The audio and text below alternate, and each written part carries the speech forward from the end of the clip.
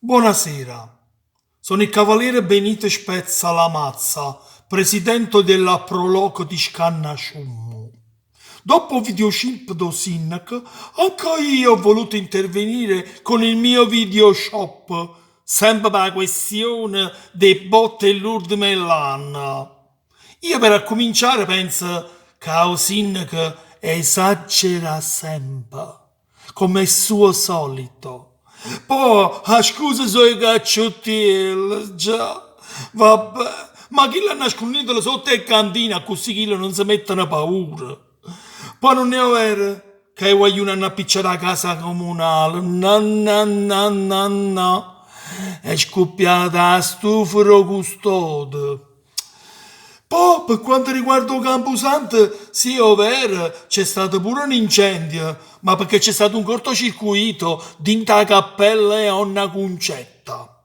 All'ultimo ho voluto proprio sapere, il mercato si è appicciato, sì, ma va con Daniele Monnezza che si accumula tutti gli uomini perché è un sindaco, non fa pulizzare tutti gli uomini e questi sono i risultati, cari amici e cari amiche. Poi, poi voglio dire un'altra cosa. Poi ho sbagliato grosso, eh? Non aveva raccontato l'accidente che è successo l'anno passato, che bot facendo i nomi riferiti. No, no, no, no. E mo ti denunciamo perché non ha rispettato la privacy. Ma perché il sindaco? Per fare tutto quello che fa. Non credo proprio.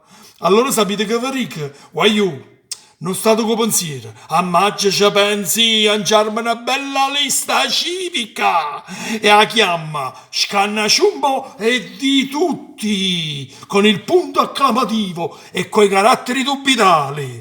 Leva miezzo tutta l'ordinanza, a così la fornimmo con tutte sti obblighi e potimmo sparare quando ci pare e come ci pare. Parola e Benito spezza la mazza.